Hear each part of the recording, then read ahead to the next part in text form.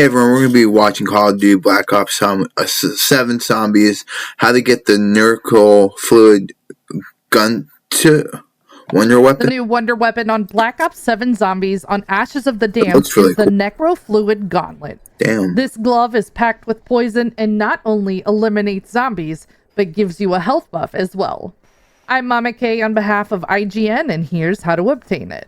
Starting in spawn, you'll need to open the door to the server room. Using your melee weapon, hit the grate to obtain Ted's head, and you'll then install it inside of Tessie, the new wonder vehicle. Okay. Blackwater Lake will be the first location you need to travel to. To get there, make a left outside of spawn with Tessie. Ashes of the Damned is a transit-inspired map with lots of foggy areas in between POIs. So you get to actually drive Your vehicles squad will in rely this? on Tessie to traverse pretty the fog cool. and survive the blue-eyed zombies that are stronger and faster in these areas. At Blackwater Lake, you'll see a power pump with infestations all around it. You'll need to clear all of these before the timer runs out. If you're playing solo and only using a pistol, you might grab a second gun to make the time limit. Once the power pump is clear, flip the power switch. This is located upstairs in the house. Continuing ahead, make your way past the Lost Cabins. Your next power pump is going to be located at Ashwood, the center of the map in Ashes of the Damned.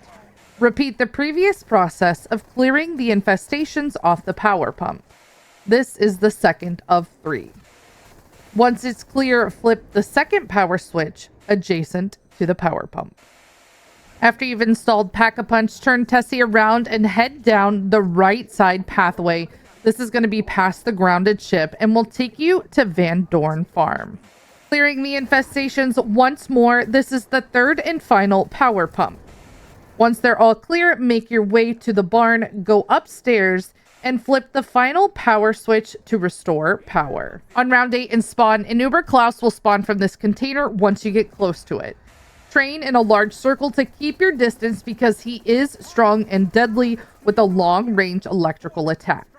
Once you have eliminated the Uber Klaus, you will then need to defeat the Uber Klaus core. You can defeat him pretty easily, and this will drop the stabilizer chip that we need for friendly Klaus. Next, make your way back to Ashwood, and to the left of Vulture's Aid is the sheriff's office. Inside, you will find Klaus in the jail cell and need to insert the stabilizer chip.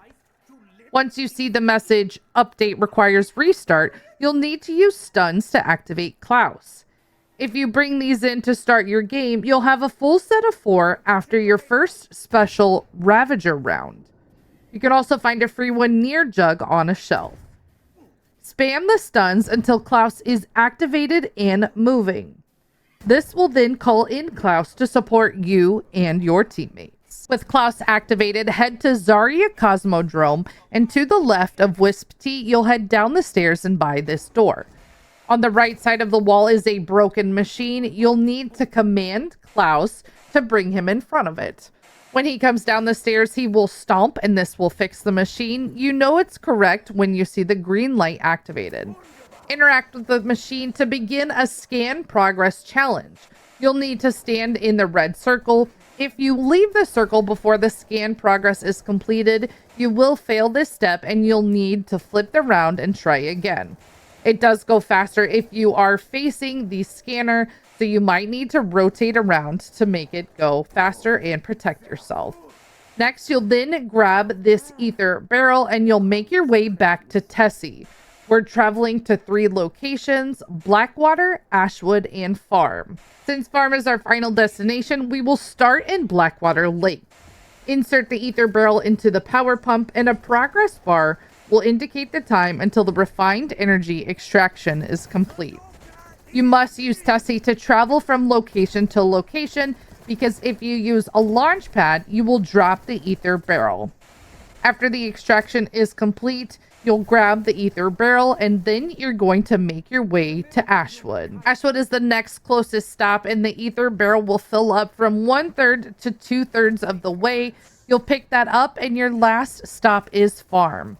Farm is going to be your last spot because when it is fully completed, you can then take it downstairs into the barn. If you do this in the correct order, you won't have any back and forth. You'll then take the ether barrel and you're going to interact with this mysterious box, and this is going to cause the box to come alive. Each side is going to have one symbol, and these are found on top of the farm buildings. Take the jump pad towards Janice Towers Plaza to get a look at all of them.